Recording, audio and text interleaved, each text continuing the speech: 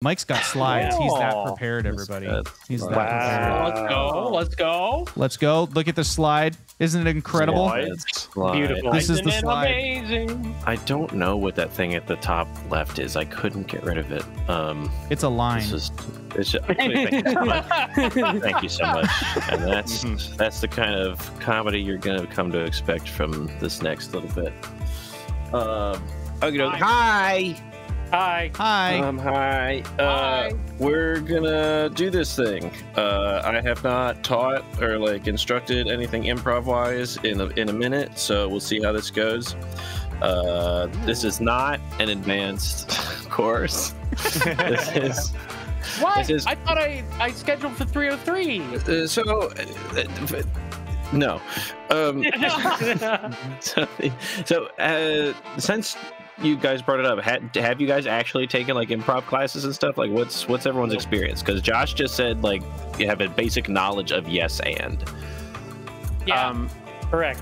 Yeah, I've taken a class that included improv, but was not an improv class. It was designing live action role play games, and we're gonna learn some improv. I have been part of a very casual improv group, but I never took any classes. It was we learned as we went because we had the one person who ran the group who knew about improv.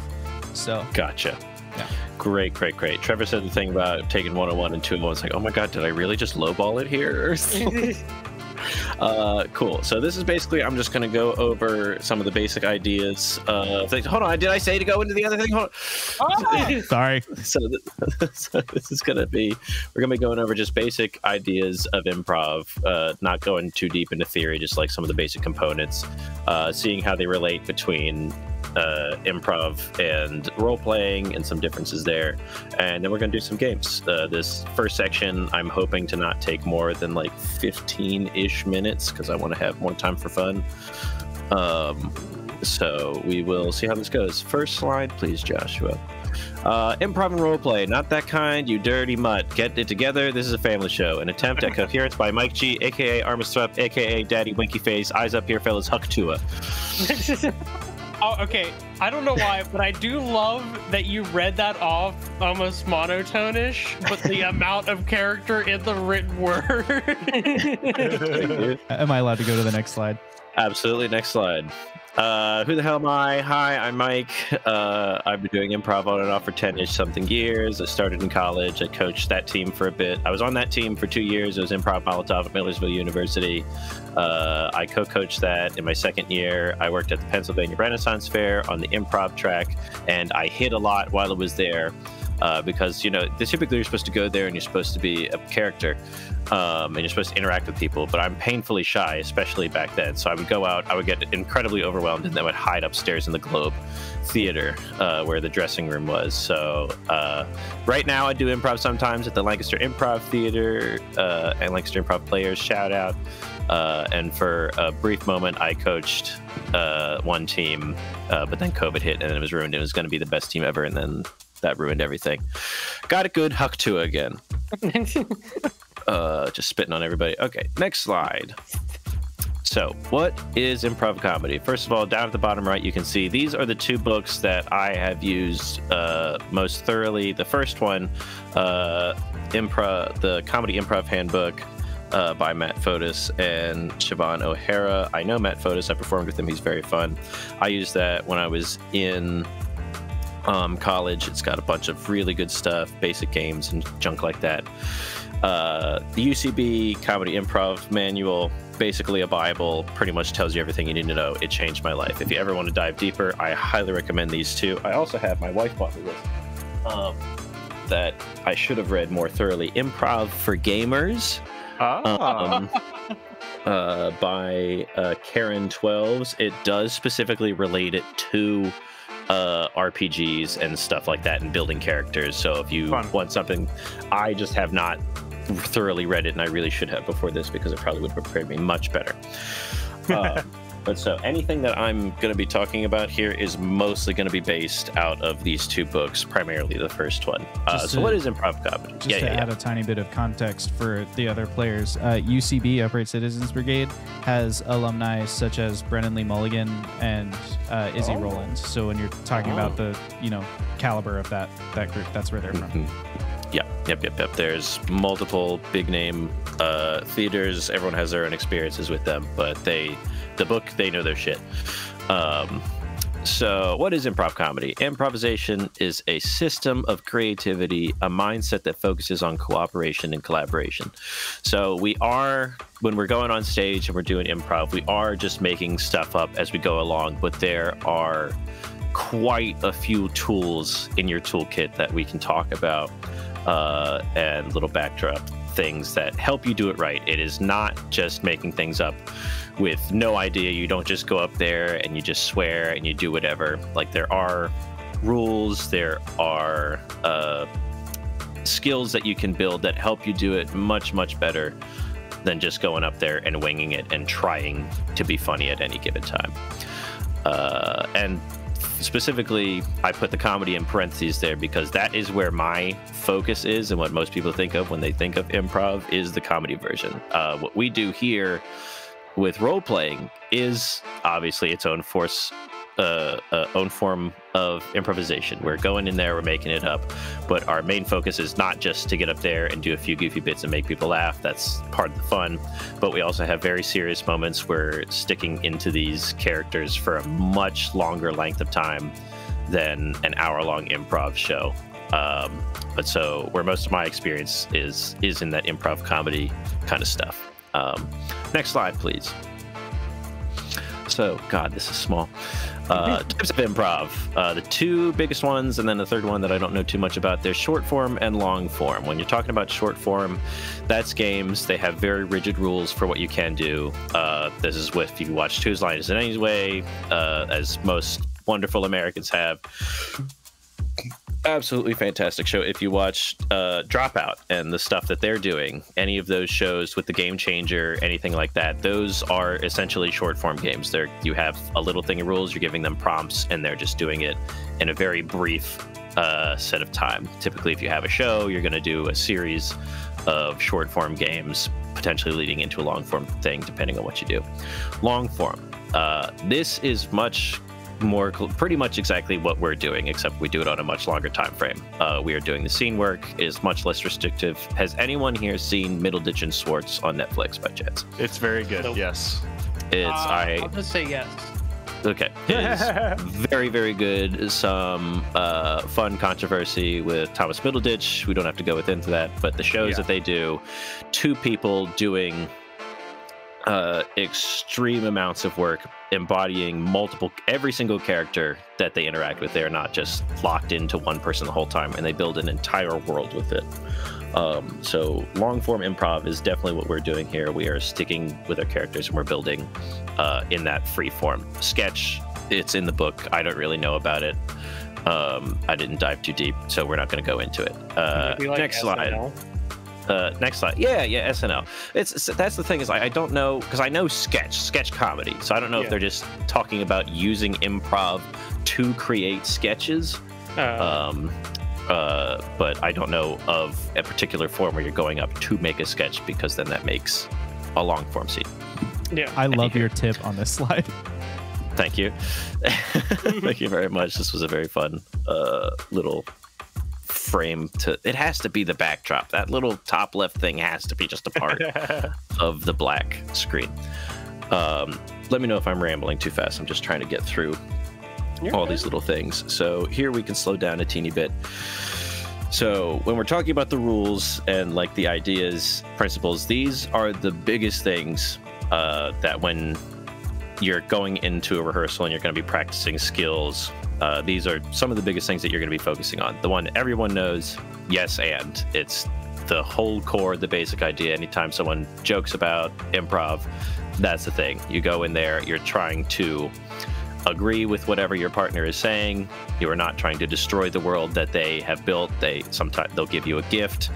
They don't come, hey, Dad, how's it going? I'm not your dad. I'm the walrus from the aquarium that you went to 2 months ago. It's like, that is not yes-ending your partner. Yes-ending is saying yes and then adding something on, and advancing the scene on and advancing what's going on. Agreement, very much tied into yes and.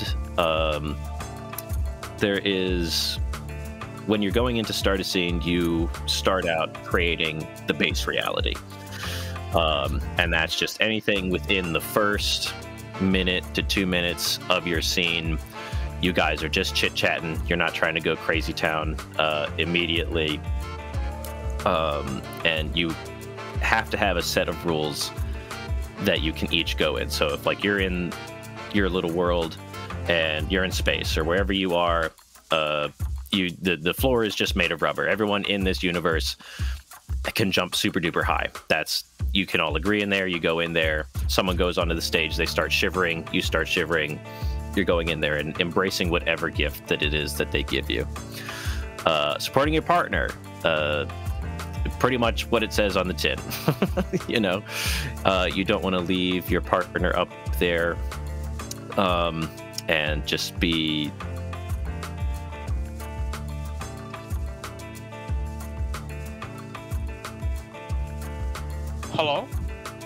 Hello? Oh god, did I freeze? I was gonna say, frozen. I think you froze. I did fully stop talking because I am a little lost myself. There's a lot to keep track of in improv. I'm gonna move past supporting I your think partner. Leo had a question. I did have a question, but it's okay. It can wait till the end. Okay, absolutely. If there's ever any questions, go on. Are you sure? There's a specific. Oh I no! believe in you. Oh, Oh no! oh no, Mike keeps. Mike's in and out. Oh, can you not hear me even? You're back now. We can hear you You're back now. now. But yeah, we Good gracious. keep going. All right, we're gonna keep going. Listening and reincorporating. The reincorporating is more of a comedy rule, but it shows that you're listening. When you're going into a scene, there's a lot being thrown at you, and you want to make sure that you are staying in there. If someone throws out a name, one of my biggest things, I forget names all the time. And you're typically in the heat of the moment, and it's very easy for you to forget things when you're up there. But I Oh no. Oh no. He guarantees. guarantee you, the audience always notices. Kidding me? Oh, you're back Hello, now. hello. Hello? Hello. You said you Oh, no. guarantee you. Wait, that wouldn't- the audience what- always knows. wouldn't the audience will always know when something, so if you put a thing down somewhere, the audience is going to remember where it is. If you call someone your grandma and then later on you call them your mother, the audience is going to be listening much more to you, and they are going to notice those little things. When it comes to reincorporating, that just shows that you're listening, you're bringing it back into scene, and you can use that to build upon games and other junk. Holy shit, this is quite the clusterfuck. You're doing great. Listening is very important. Listening is very important. Justification. You have to give reason to why things are the way they are. There are some of my favorite games to play in improv are justification games. So if you ever watch Whose Line, there is a game called Script. It's one of my favorite ones. They go in there, someone up there is on stage, they're reading all of their lines solely out of a script, and then the other person has to justify whatever it is that they say. So if the person in the script has a line that says, "My mother, she just passed away," yes, your mother did pass away. I remember that. It was a very tough time. You have to give reason for the things that are happening in the scene to be there. Status. That is typically you do not have two people of the same status. At least it's something fun to play with. You have a high status character or a low status character. Typically the high status character is someone that's like a king or a boss or someone that has power over you. Low status is a little worm. They're a little bit more meek. All of us in our things, I don't know, like Armis was certainly a high status character. Cleo, Frode would I don't know enough about Frode's backstory to know if he's high or low status, but he's a very big personality. So the next one. You're doing great. You're doing great. Doing great. You're killing it. We're doing great. Group mind is when you're on the stage, you want to make sure everyone is on the same page. Again, this ties into listening. There is games like if you've ever played one, there's two people, you go 1, 2, 3, each person says a different word, and you have to try and find a little link between those things, and you keep counting down and try and land on the same word. When you're using group mind in a scene, typically you're both trying to figure out what the funny thing is and helping the other person set themselves up to land that joke. So you can both like pretend like you don't know what's going on, but ultimately you're trying to step towards something that you both already know is happening in your improv brains. Right now in our sessions, right, it's finding like where is this scene ultimately going and working together to try to build that scene up.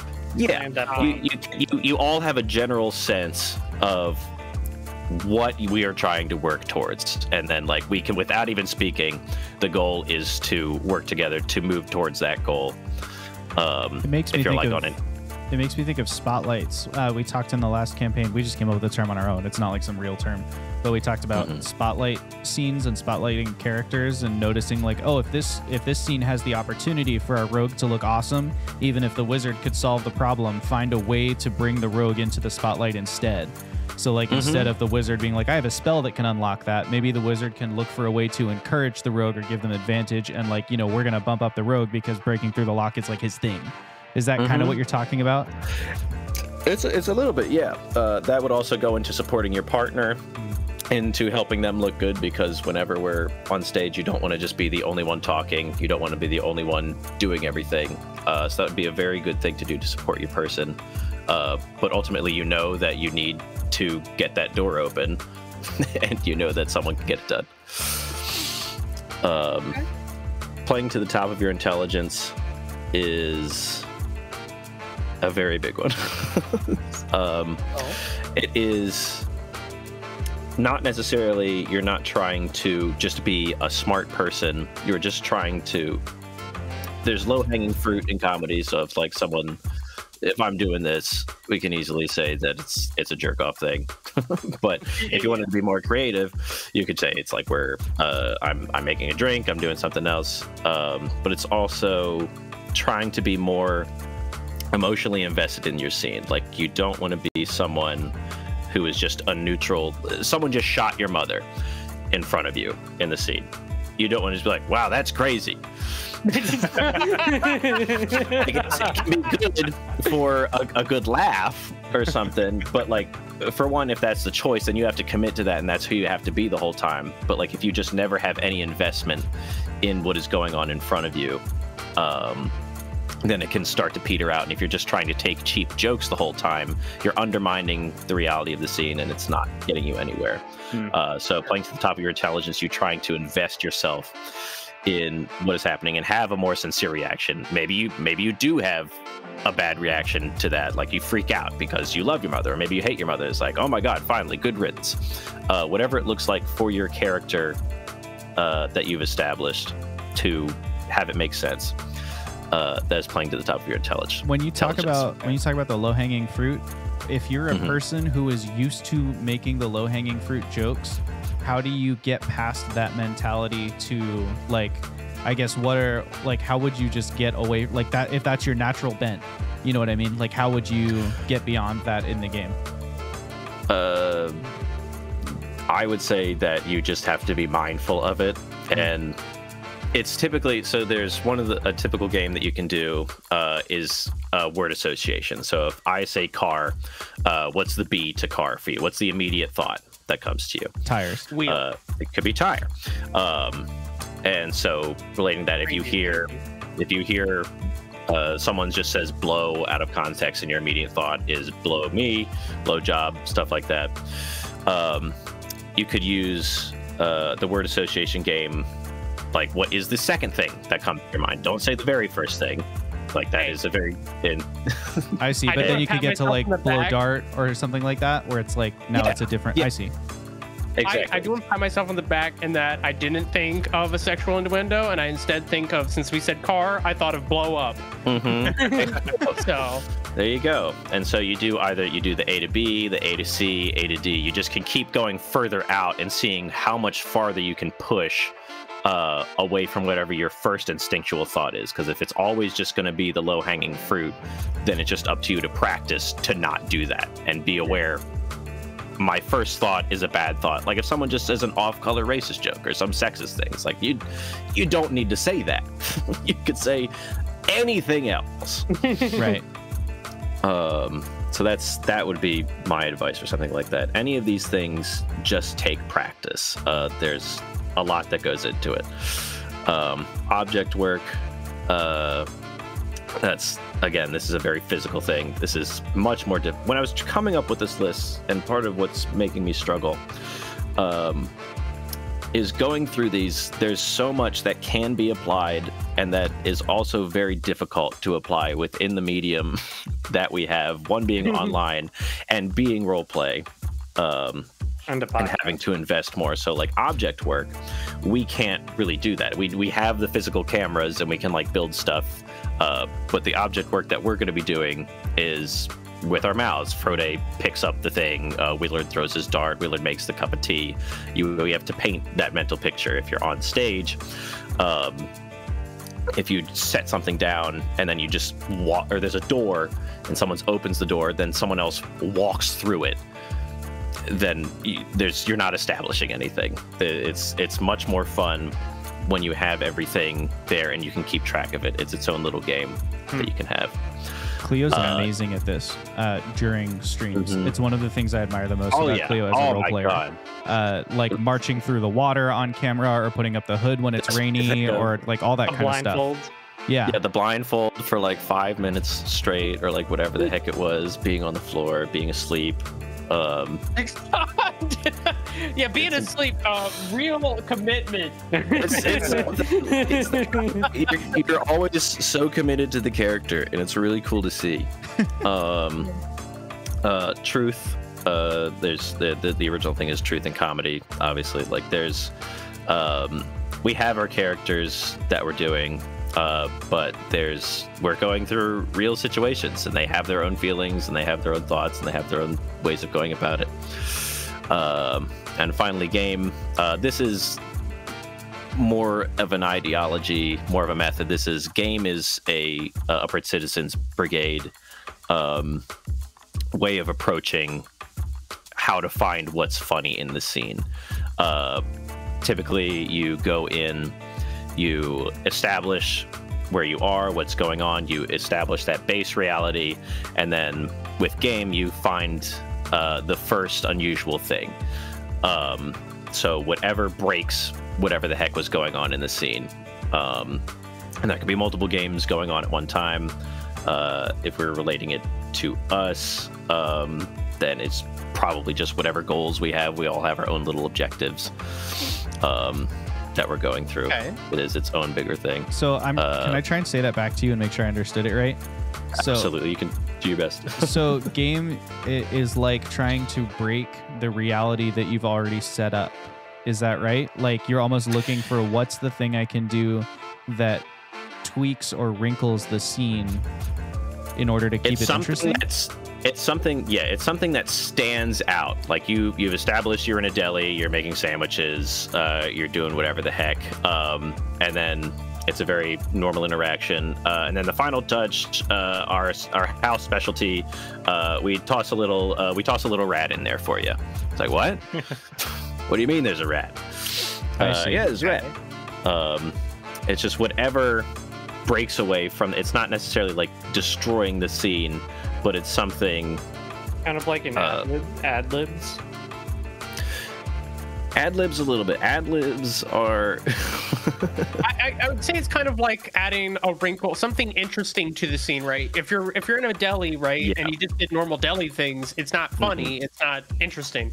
So you gotta add something to it that's just like, you know, obviously you need to elaborate or add to this because now this is the focus, right? This is like what? Right.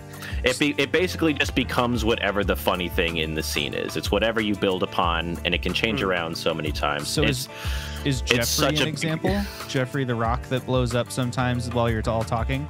Jeffrey is a bit of its own little game. Like when you were when we're doing that and we're just having a normal conversation, the game kind of becomes how often can Jeffrey pop in to interrupt and like say something. I see. So like you did that in its own little wise things to say. yeah. It's a very big very big thing to try and dissect. Everyone has their own way of going about it, but it's basically just identifying what's funny in the scene, or like what's different in the scene, and like rolling along with that.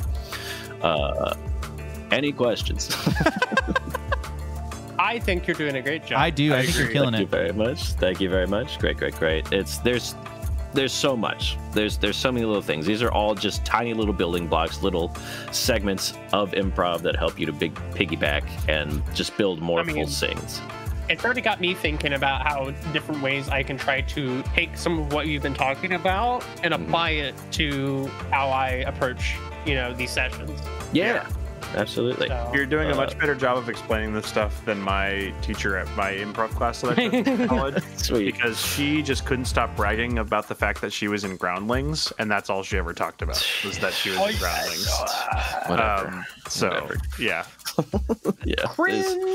There's so many people have a lot of problems with teachers. They get up their own butt about a lot of things. But anyway, that's the absolute fastest I could try and like dissect all these little concepts. So yeah, we can go on to the next one. How do I do it? Well, we can be very quick on this. Josh, you asked, like, how do you, it all just takes practice. Any of these skills, and again, if you ever took the time to get any of these books, there's so many different exercises that you do. You just have to rehearse and be mindful of it, and just keep it going.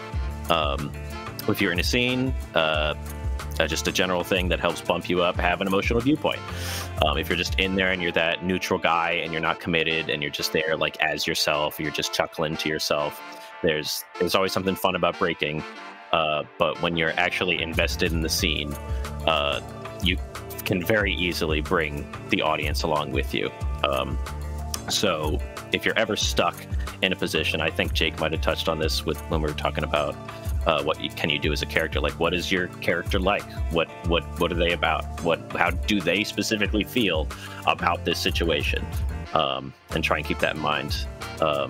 Because if you're just someone that goes in there and you react very sad, but then someone says something else and you're like, oh, actually, I don't really care. Then like we don't know where you stand. We have no idea what you are. I would maybe add to that. Like Mike was saying about rehearsing, like we would want to practice this to get really good at it, but there's nothing wrong in a tabletop setting with literally speaking that emotional viewpoint out to build the bridge for your character.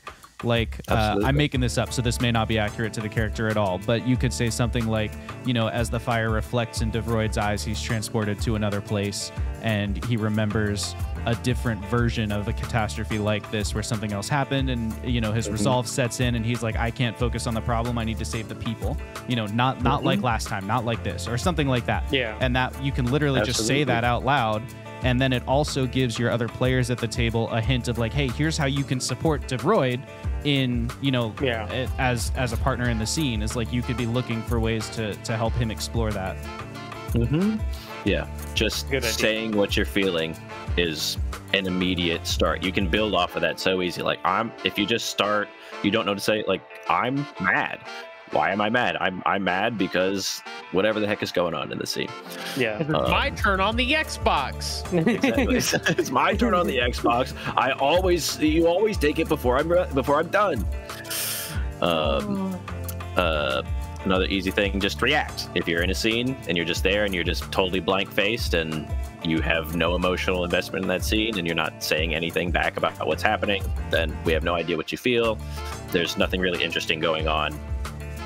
It's very much tied into having your emotional viewpoint, and take it personally. I think this comes up later, and I think I'm understanding this part right. If you're ever stuck in a situation and you don't know how that person would react, if we're relating this to roleplay, if you don't know how your character would personally react, like how would you react? Like you have an entire lifetime of lived experience and like emoting and experiencing things. So like how would this personally hit you as an individual? And you can use that to fuel your decisions. And finally, just commit. Like whatever you're doing, try not to stray off. Like I said, if you're going up there and you make a choice and immediately go against from that, then you've already gotten off the rails. You don't really have your little guy. Frode's super good at committing to everything they do. They are. It's what I do. It's what they do. If you're just in that character, then it's going to be miles better. Even if you're not saying anything, it's just good stuff. Don't look over at that tip. Why not? Why'd you look? Why'd you look? Oh dear, I'm using so much time. Next. You're good. Take your time. I also don't mind running a little late to keep exploring this. Okay. So great. Yeah, I can go late. So actually, I have a flight to catch. If you can wrap this up. Yeah. I'll talk even faster. So is that the game of the scene? Is that... Yes, Anyway, and I'm going on that flight too, so we better go really fast. Yeah, there you go. That's a beautiful yes and. Right there. Goodness gracious. The easiest to jump back a game, if you ever want to like try and identify a game, just go watch any sitcom and like figure out what stupid situation they're in at any one time. Typically, if you want to identify what the game is, one easy thing is you just repeat the line back to yourself. Am I stuck again? No, you're good. You're good. If a character repeats something back, then that's just acknowledging that that's like what our funny little bit's going to be. It's making me think of an awesome episode of Friends where Chandler and Monica's secret relationship has just been discovered, and one at a time all the other friends find out, but they're all trying to keep it a secret from each other. So they're like, oh, but they don't know that we know. And then, Absolutely. 5 frames later, someone else is like, but she doesn't know that we know that she knows that we know. And it's just like keeps building and snowballing. That's absolutely the game. It's whatever that little thing that they're playing out is. What makes good versus bad, quote unquote, improv comedy scenes? Good scenes, typically you're trying to establish who, what, where you are within the first 3 lines. You want to get up there. You don't want to just have these 2 people talking to each other and it's like, why are these people engaging? What is going on? We want to know, the audience needs to know what the heck is happening. Sure. And so establishing that relationship, it could be mother-daughter, you could be just best friends, it's whatever. Typically when you're trying to establish a relationship, especially when you're first starting out, it's the basic idea is to go try and have a relationship that you've known each other for at least 2 months. So it's not like you're complete strangers and you're trying to figure each other out. You have some sort of rapport that you can get together with.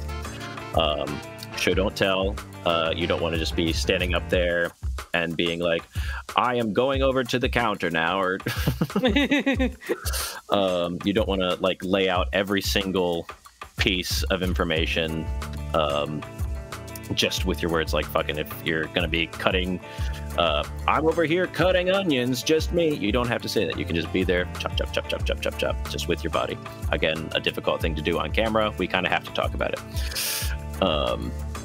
But it makes sense to not always like perfectly narrate every single thing, right? Mm-hmm. It's not how people talk, Yeah. It's like the goal ultimately. Well, it's not how you talk. Exactly. Yeah. I talk like that. Yeah. Everyone, I'm at my desk typing. Oh goodness. Yeah, you want to try and engage like a normal human being, more or less. And again, we'll get into this at the end, but these do's and don'ts are very tricky when it comes to it, building them into roleplay. Do something, do it more, do it bigger. This is again more of a comedy standpoint. or even just making an engaging scene, I guess. But you have one little thing. That Friends episode is an example of this. How you can do something, do it more, do it bigger. One person comes in, they're like, oh, I can't say anything. Another person comes in, and now there's two people that are involved that can't say anything, and like everyone's trying to be in that group of building up into a bigger thing.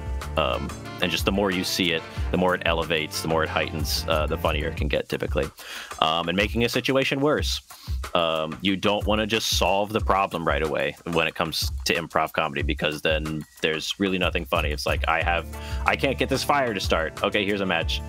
Okay. It's like, here, I got this lighter fluid. Wait, don't.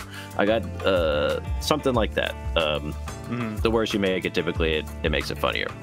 Again, we could talk about that in a sec, how that relates to roleplay and how it's not exactly the same. Bad improv comedy scenes.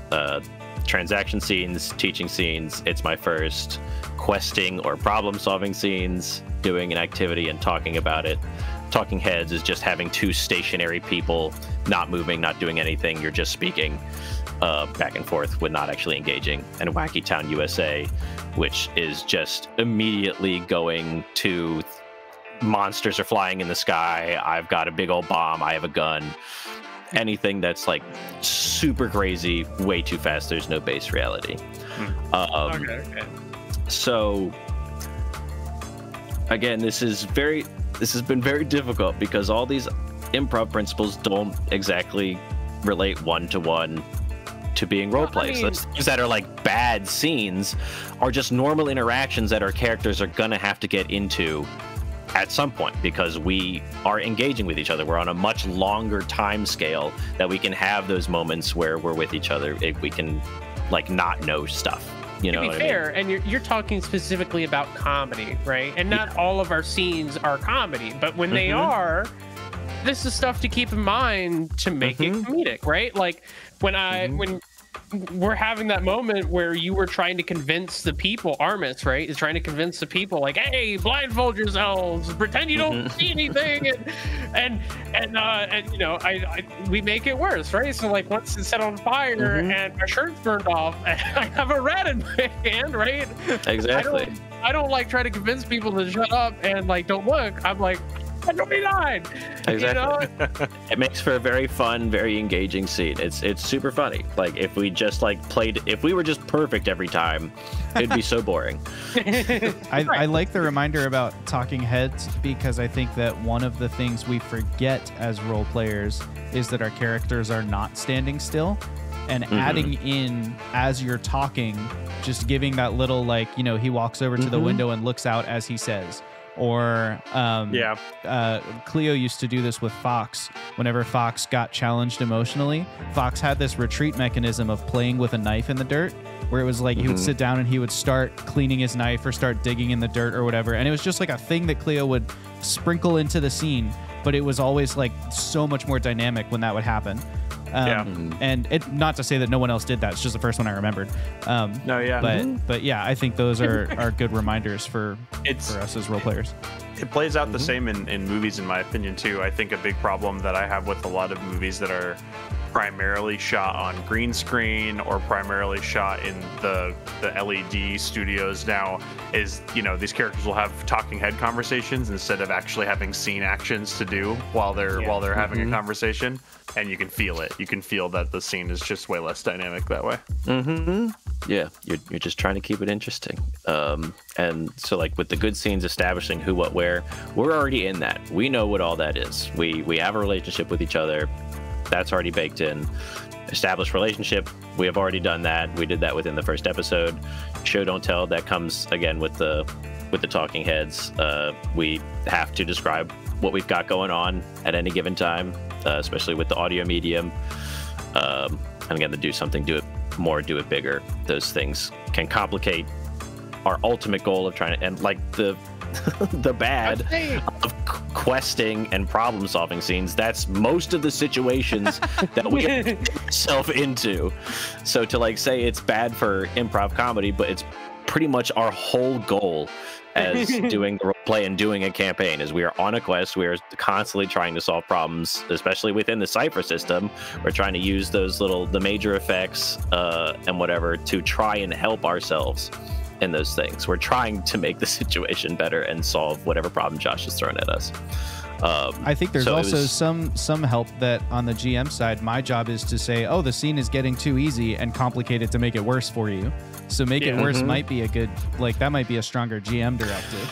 That is a very good GM directive. Yeah, there's a lot of ways to. Why would you give them ammunition like that? Take this stuff. This is an advanced class. We're gonna get a lot of stuff out of it. Yeah, let's go to the next slide. Things to remember. Again, remember you were you. If you're ever stuck, you have an entire lifetime of experience to add into the scene. You don't have to constantly, if you're fully in a pickle, what would Frode do? What would DeVroid? What would Willard?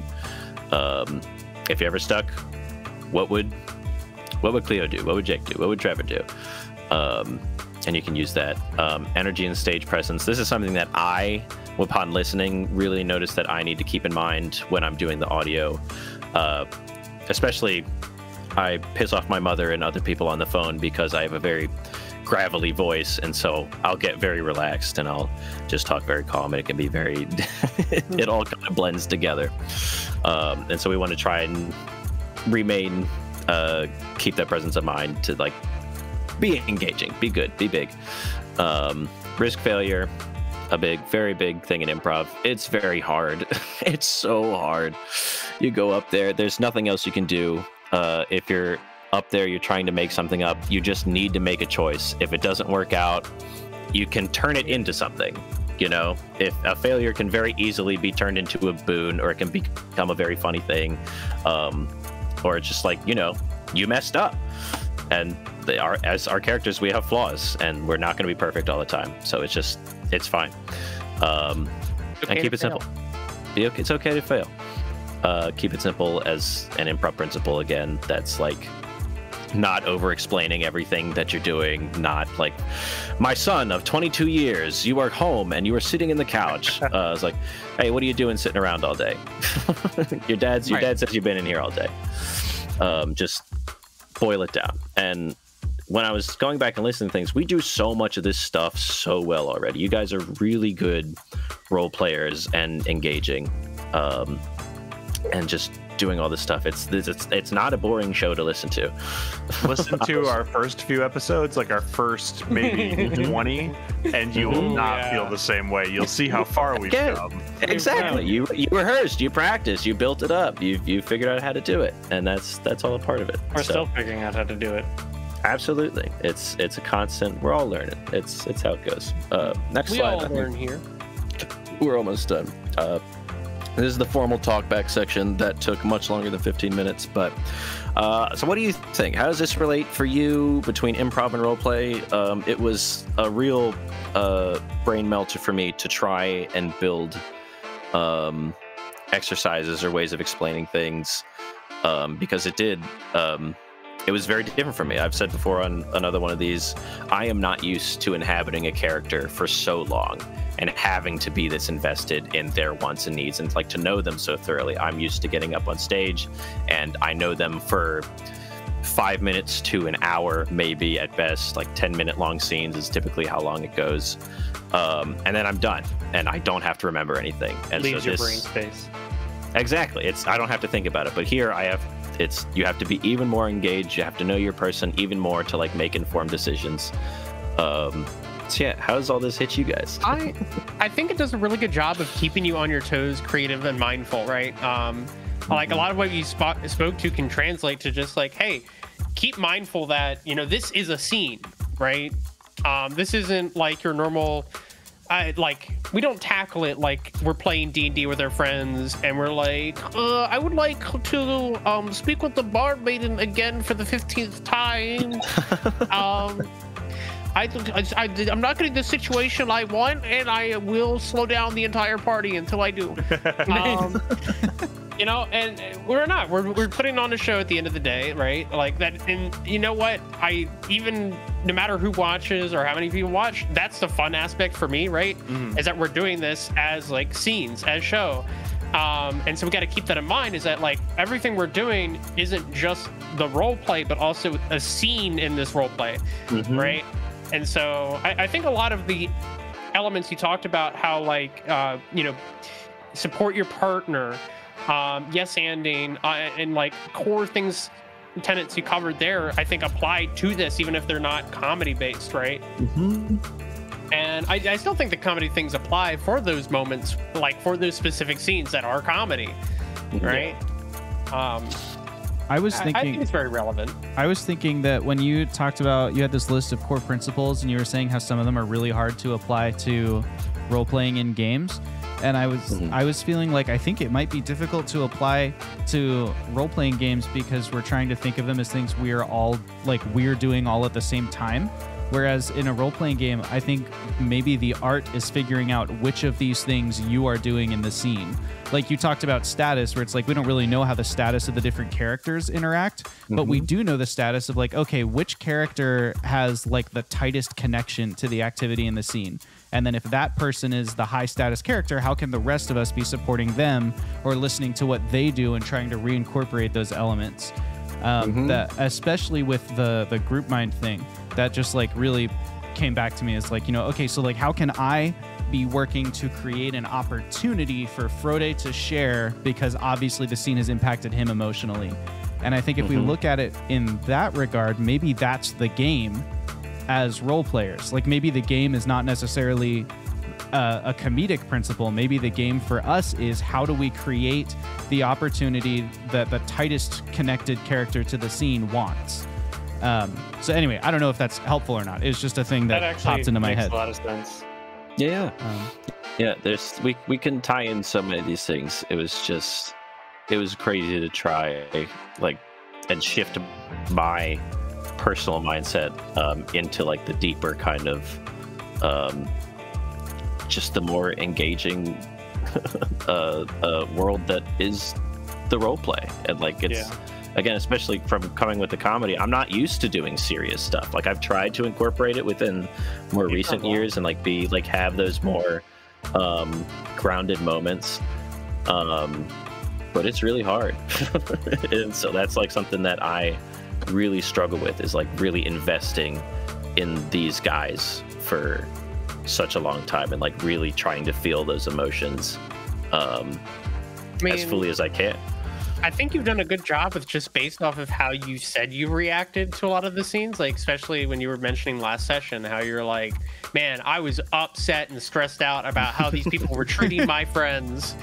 And it's like that's right there is that emotional investment in the characters around you and to your character's investment in them. And I thought that was pretty neat. Sure, thank you. Pretty cool if I say so myself. Yeah.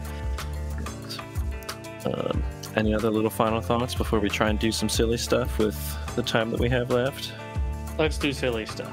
I'd love to try and do some silly stuff that I have left. There's another slide there. I didn't expect it. Sorry. Yeah, there is one more slide. This is when you just start saying, this is what I think all of you suck at. Yes. I forgot the critique section. These are just ones that when I was listening through, thought might be the most applicable things that we could focus on. Moving the scene forward / yes and there's times where we do get stuck just kind of talking in loops about like whatever the heck is going on, and like nothing's fully like going as quick as I would typically go. But again, I'm not used to lingering and like having to feel emotions so deeply. Communication and listening. Biggest thing with that is this is such a hard medium to do a show like this, because there's plenty of times where we talk over each other, like we're pausing because we think, oh, is someone else going to be speaking or doing that? And that's another sense that you can kind of get with group mind, is like when your turn is to speak. So that's something to keep in mind. Supporting your partners, we do a lot of it really well, but I think it also comes into just like letting other people shine and do their thing. And don't talk over our lovely GM. There were times where I was listening to it where Josh is going off. I think personally, just if Josh is speaking, we need to listen as long as possible until he's done painting his beautiful little picture. Anywho, I think there's one more silly slide, but that should be it. This was just one of those stock ones in there. I didn't change anything about it. We hope you'll use these tips to go out and deliver a memorable pitch for your product or service. Oh, look, did you get the slide template from this book? Like, is it branded with the book? It seemed like it was. I didn't read through any of them. It was like the first thing that was on Google PowerPoint. That's amazing. That's nice. All right, Mike, lead us. All right, let's see. Do you need me to cut the music? Are we like setting tones and stuff where I should just leave the music off? We could just keep it a little quieter, I think. It's all right to keep it there. Let's see. How much time may I have? Because that took the full 45 minutes to an hour that I went way over. I don't know how much longer you want to go with this. I'm game for another 20 or 30 minutes. Yeah, I can. 30 minutes? Okay. Then let's see. We're going to see how these go. I tried to pick ones that worked better for being on a phone call. We're going to start with just a little warm-up exercise. This is called Pass the Emotion. We're going to kind of designate our little circle. I guess we'll just go where we have our nice little things. We'll just go kind of clockwise around. When we do this, someone's going to start us off. They are going to say some little phrase or make a little noise and then have a gesture. And then the next person in the sequence has to make it a little bit bigger. And the next person a little bit bigger, and a little bit bigger, a little bit bigger until we're really big without annoying our neighbors if you have them. Because I share a wall and I can't get too super loud. But if someone passes you, if they look really sad, try and be more sad. If they're angry, try and get angry. However you interpret it, try and copy it, but just take it up one little level. Is anyone brave enough to try and give us one starting little motion and sound or phrase? I can. Sure. Yeah, go ahead, Trevor's Josh. got it. Oh, me? Okay. No, Trevor. Go ahead. You, Josh. Also, Josh. Oh, take him up. Huh? Huh?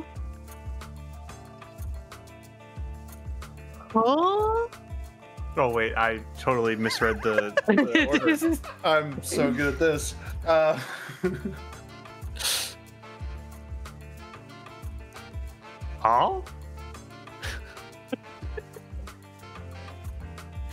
My God.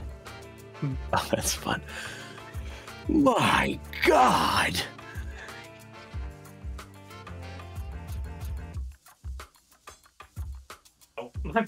Can't spin my bike away from my meat. What is that?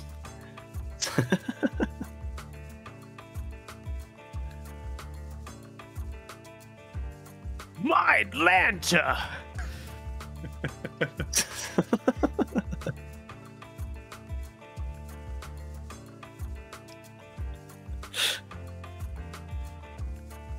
My Atlanta.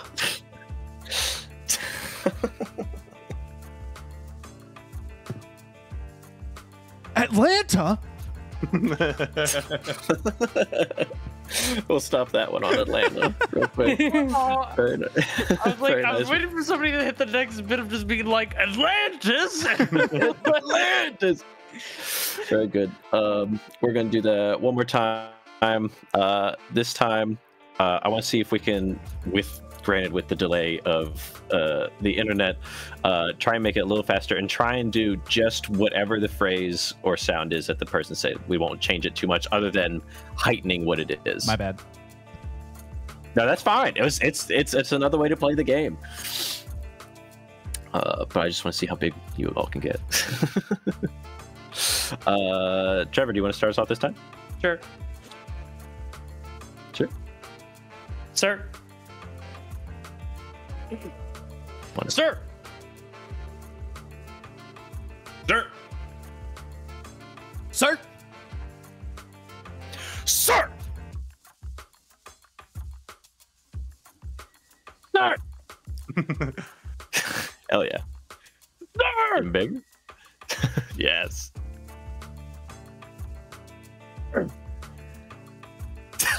Capping out the mic. Sir. Wonderful. We'll stop it there. 2 rotations is enough. Very fun. What got me was I could hear Trevor say it and hear the delay. That's a fun exercise. We should do that in the pre-stream sometimes. Mm-hmm. Yeah. I think it'd be good to do. There's plenty of fun little warm-up things that I would think to just get us hyped up. Lupin ran over to check on show. me when I did the like, my God. Lupin ran over to say that's okay. Yeah, he was also curious.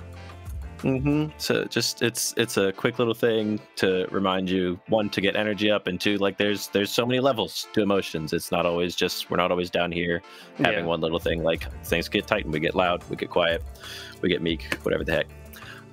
Let's see. I gotta pull up my dang thing. I had so many different games that I wanted to do. We can do some during pre-streams as well. Yeah, instead of a quiz, we could do improv games. Yeah. We can do both. Oh. Simultaneously. You have to do improv while answering the quiz questions. I have a feeling we're all pretty amicable, so we'll see how offering up options goes. Do you want another kind of quick little thing like that just kind of practices a little skill, or do you want to try and do some very light scene work? I would like to try light scene work. Yeah. Some light scene work. All right. A little light great. scene work. Let's see. I light scenes for work. I don't know if we have time. I'm not for very 1, strong, so I can only do light scene work, you know? I work to light scenes. Yeah. Give and take, change, 1-word story. Let's do 1-word story. That's fun. This is a bit of a group mind exercise, but then also trying to keep a story moving. And we'll hopefully have time for at least one other thing. This is one that we're all going to do. We're all going to tell a story together. We are going to go around in our big circle, and we are just going to say 1 word at a time and try and make a story out of it. We don't want to try and be too random. We want to try and make it as coherent as possible. And this will be a very fun group mind exercise, because hopefully at a certain point we'll be able to see a direction that we want it to go, and we'll all be on a very similar page and get it there. Or maybe we'll go in a very different direction and we got to justify that choice. We'll try and keep it as snappy as possible. Try not to think too deeply about it. Again, the lag within Discord's going to be fun to cope with. We're going to do our best. Let's see. Do we go in raw or do we get a word? I can start us off. Yeah, go ahead. And maybe we go the other direction around the circle this time. Sounds good to me. Sounds great. Wonderful. So, Trevor, you're next. Yeah. Dear Mr. Carson. Hello. How are You I Am writing to inform you of your cars extended warranty. please notify me when You die of malaria today we are happy to offer you an extension to your automotive warranty. please keep us in The loop about malaria. Scene. Very good. Very good, very good. It was about to go, I fear, into a big old loop of cycling between offering a warranty and their own death. That's good. We immediately got that group mind of offering the warranty. We were all right there. We could all feel that was the direction it was going. Death by malaria. We could have maybe done a callback of keep us informed of when you die so that we may take your car or something like that. That was wonderful. We'll do one more. Another Anyone story? else want to start? Yeah, one more little story. Jake, why don't you start us off? Oh man. Yeah, on the spot. All right. There Was A. Small Town. where people Walked. slowly. Towards. the store In. The Store. there was A. giant. Extended. You rat. stale on Diapers. The Problem. was the Diapers. where? Not. functional in fact They. Where? Not. even brand new It happens. That's fine.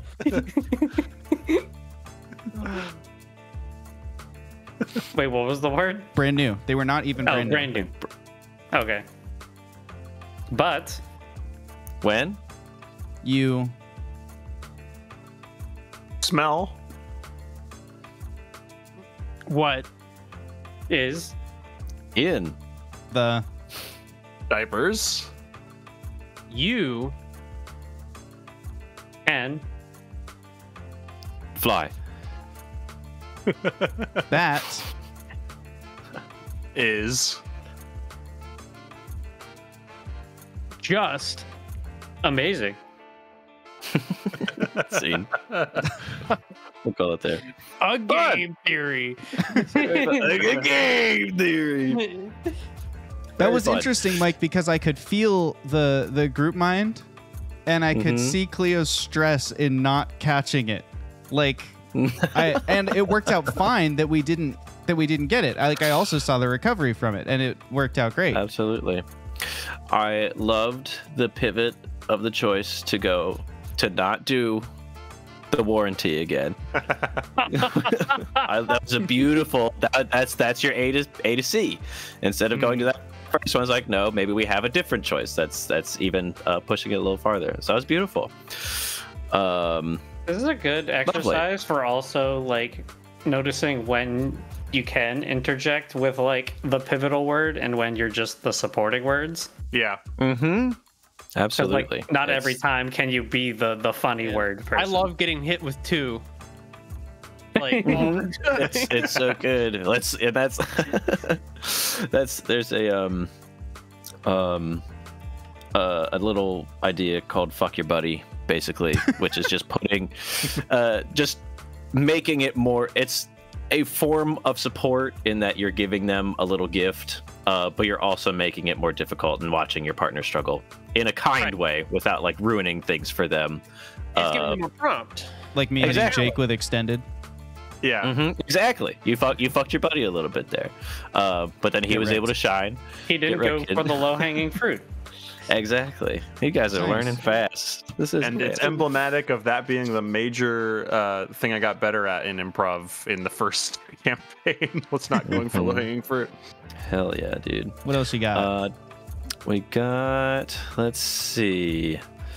My body is a machine that turns improv games into extended warranties. What was it? True.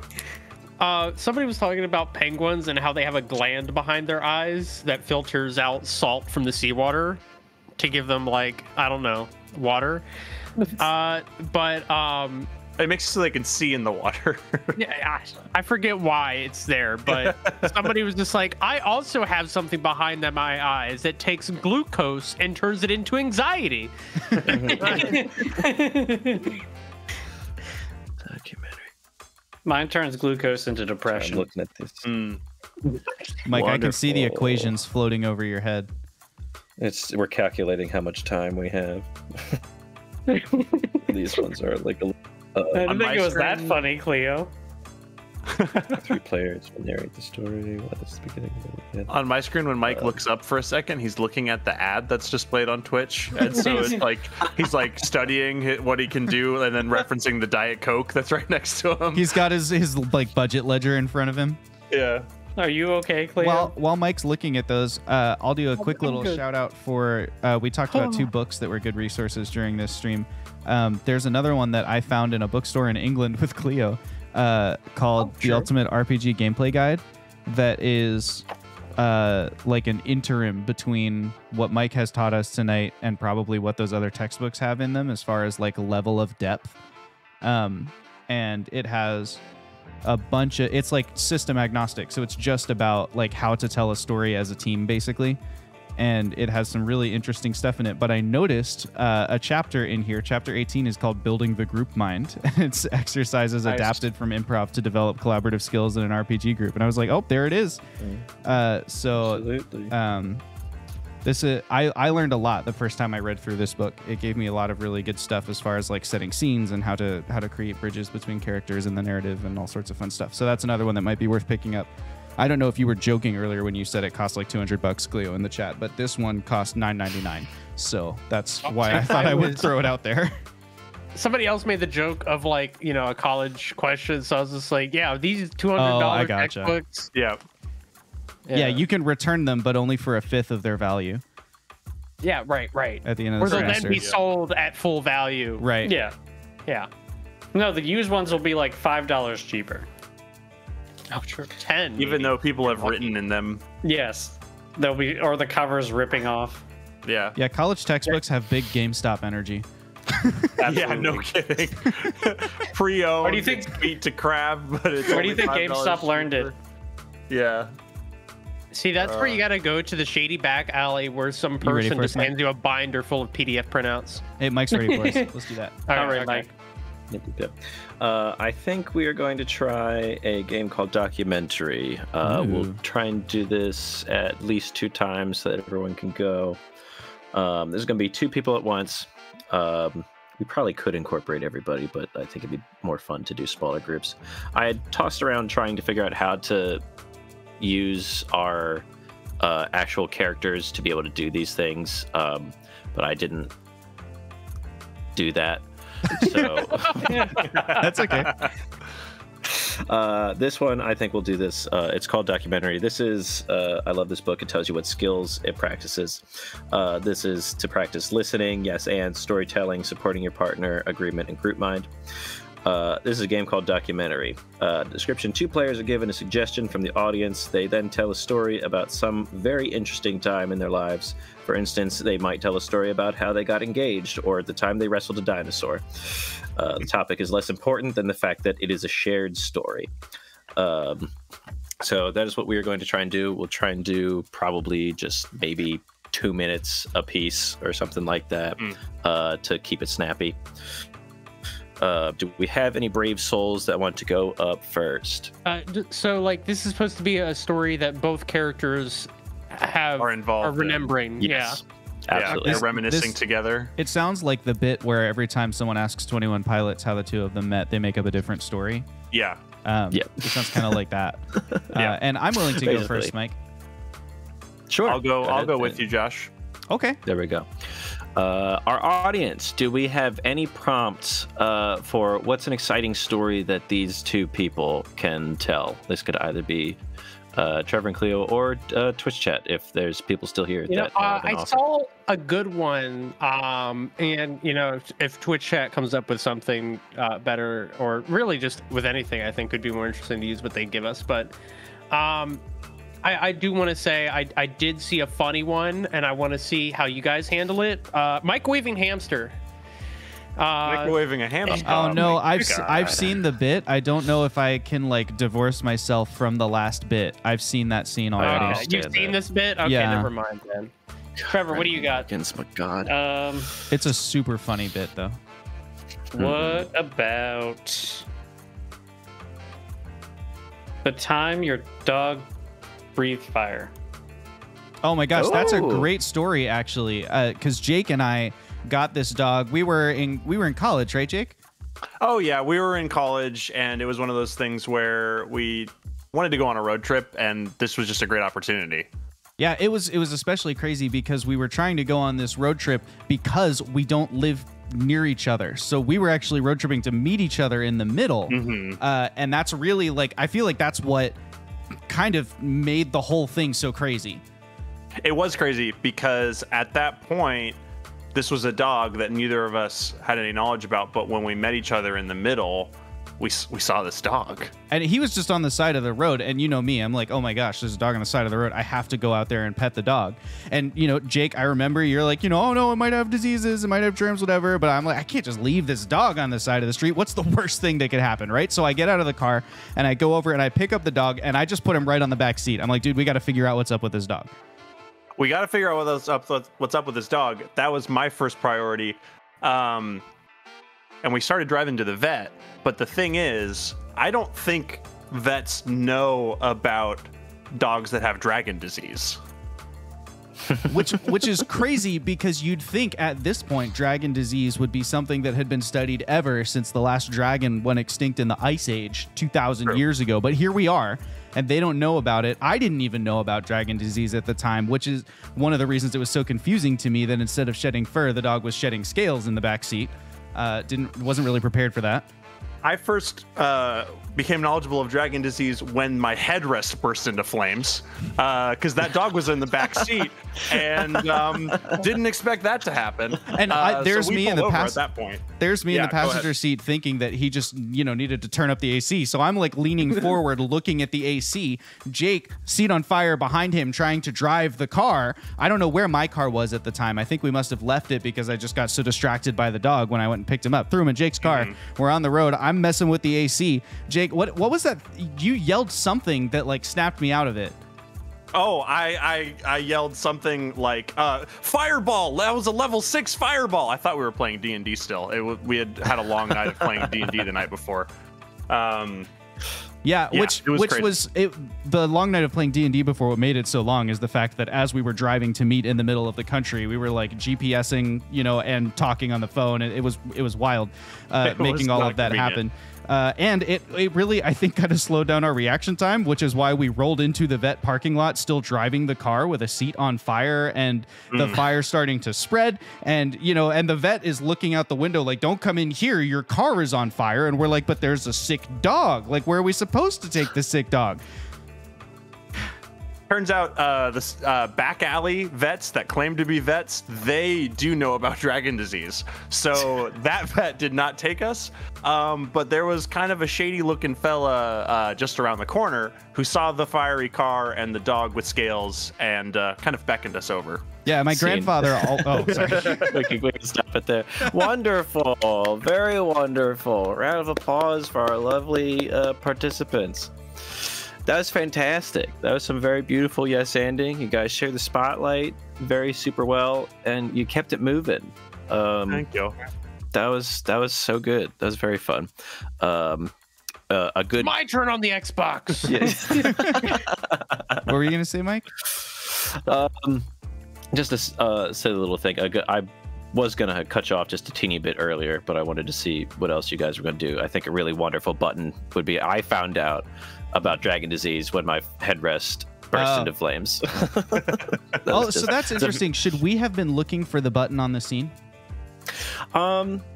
I think possibly for something like this, we would like to get to an end. But like, you know, this could go on indefinitely. I think with something like this, when we're trying to practice like getting to a certain goal, I think yeah, it might have been good to focus on finding the end to the story. That could have been a PSA about Dragon's disease. That's true. Absolutely, but it depends on how far you want to take it, because we could have found out more about what happened in the back alley. Ultimately, we do want an end to the story, but it was lovely. Trevor, Cleo, do we want to have a go at it? Yeah, sure. Let's do it. Our other lovely audience members, do we have a suggestion for these lovely performers? I want to hear about the time they accidentally won that award. Oh, okay. That was a whole mix-up. Trevor, okay, you remember the time we went to, it was at that con, right? The convention where we both, dressed in costume, but we didn't enter the contest. Right. We were doing a dual costume setup, right? I think you were supposed to be Ruby and I was Yang, right? Yeah, definitely. Red really goes well with my eyes and yellow complements your hair. And we were just having fun. Yeah, no, we were just having fun, and we were getting lost in this convention, right? Because it's huge, all right? And next thing you know, we're lost in the back. I forget, how did we even get out of the back rooms there? Oh, so in the back rooms, remember it was like that maze game that the convention was hosting, where one person was blindfolded and the other person had to lead them?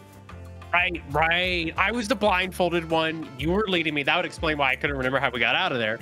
But what did we end up to? What was the whole, we went off onto a stage. I remember it being very loud. What was that panel for? Yeah, so the panel was talking about foam in cosplay use and weapons, and the maze happened to let out near the exit of the stage, and I got lost.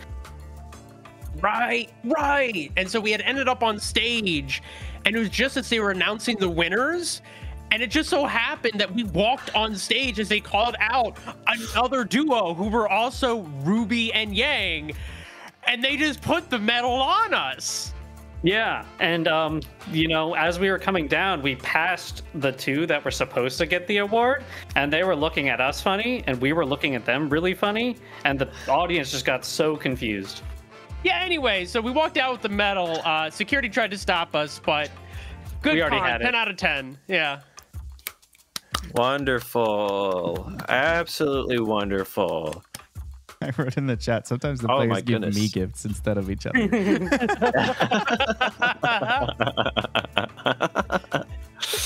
That was fantastic. I love your guys and your yes-anding, because that is like you're repeating it back and then you're adding on to it. It's very good. There's beautiful supporting of your partner. Sometimes in improv, asking questions cannot be great if you don't do it well. But that's like if you're doing something like, well, what do you want to do? But like you're giving Trevor the gift, and vice versa, of like, oh, what was that moment of when this happened? Like, how do we get? And you're prompting each other to go into it rather than just like leaving your buddy hanging. And then you're bringing in justification with like, that's how we got on the stage. Like, this is how this happened. So you're displaying all these beautiful little improv ideas in such a short time. Babies. Very good. Little improv Very, babies. very good. That was really great. I really, That's very really fun. good. Yeah. I think that's about it. I mean, I've got a book full of games, but yeah, you Is there one more graduate short from one that we can round it off with? Yeah, I've got one. So I will pause it. I've got two potential ones. One is probably going to be way too chaotic, but it might be funny to try. And the other is, have you ever played You Want to Buy a Duck? No, but I love the name. Okay. Tell us about that. Okay, we'll do that. Want to Buy a Duck. It's something that I played in high school, but not like to this full extent. Let me find the full description so I don't bungle it. But basically, it's a very structured thing. You're going to ask the person next to you, do you want to buy a duck? They say a what? You say a duck. They say, does it quack? or whatever the duck will do. And of course it's a whatever. And then they ask the next person and they say, do you want to buy a shoe? Or like whatever thing. Do you want to buy a blank? The person asks a what? And then you go back a what? The first person says a duck. Then you say a shoe. Then does it whatever a shoe would do? Does it fit? Does it quack? Of course it quacks. It's a duck. Of course it fits. It's a shoe. So it's a bit of it's a listening game. It's a memory game. And Maybe you're try it trying to keep doing it a little bigger. But you just want to basically, when it's your turn, the person that you're asking, you have an object. Do you want to buy a what? A what? Blah blah blah. Does it whatever? Does it whatever? Of course it whatevers. It's a whatever. Okay. Does that make sense? I think so. I think so. Can you be the Alright, first person so that we can follow your lead? Of course. Arguably, I have the easiest part. Trevor, do you want to buy a duck? A what? A duck. Does it eat grapes? Of course it eats grapes. It's a duck. And then Now you ask Cleo. that's Cleo. Okay. Do you want to buy us something? Okay. Cleo, do you want to buy some gum? Oh, what? Some gum. What? Does First it? you'll hold on. You're gonna come back to me and say a what? So I say, do you want to buy some gum? Cleo says a what, and then I say a what to you. It keeps going in and out through the chain. So it's like 1, 1, 2. Yeah. 1, 2, 3. 1, 2, 3, 4. Something like that. Okay. Okay, so Trevor goes, do you want to buy gum? I say somewhat. And then Trevor goes, Somewhat. Ask me somewhat. Yeah. okay. And then I will say a duck. He will say some gum. You will say something. Does it whatever? Trevor will ask me. Does it whatever my thing was? Okay. I understand the format. Yeah. Okay. We keep trying. Yeah. Yeah. Okay. Do we want to pick off or start over? I'll pick up. Sorry. I was going to say, let me go pick up, first pick up. and Mike go second. And that way, I think that will be helpful to watch Mike do the Okay. second thing. Yep. Hey, Mike, you want to buy a duck? Very great. A what? A duck. Does it swim? Of course it swims. It's a duck. Trevor, do you want to buy a tree? A tree? A what? A what? A duck. A tree. Does it grow leaves? Does it swim? Of course it swims. It's a duck. Of course it grows leaves. It's a tree. Hey, Cleo, do you want to buy a mug? A what? A what? A what? A duck. A tree. A mug. Does it hold water? Does it? You got this. Yeah. I know what I need to do. I forget. Grow leaves. I know. Mm-hmm. Does it grow leaves? Does it swim? Of course it swims. It's a duck. Of course it grows leaves. It's a tree. Of course it holds water. It's a mug. Hey, Jake, you want to buy a spear? A what? A what? A what? A what? A duck. A tree. A mug. A spear. Does it stab?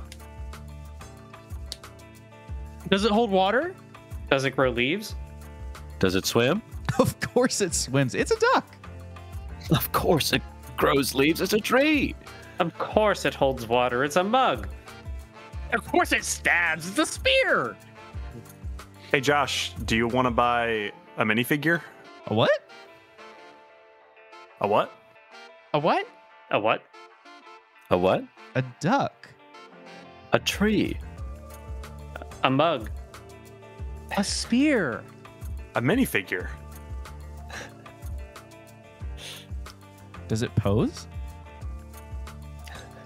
Does it stab? Does it hold water? Does it grow leaves? Does it swim? Of course it swims. It's a duck. Of course it grows leaves. It's a tree. Of course it holds water. It's a mug. Of course it stabs. It's a spear. Of course it poses. It's a minifigure. Hey, Mike, you want to buy a car? A what? A what? A what? A what? A what? A what? A duck. A tree. A mug. A spear. A minifigure. A car. Does it explode? Does it pose? Does it stab? Does it hold water? Does it grow leaves? Does it swim? Of course it swims. It's a duck. Of course it grows leaves. It's a tree. Of course it holds water. It's a mug. Of course it stabs the spear. Of course it poses. It's a minifigure. Of course it explodes. It's a car.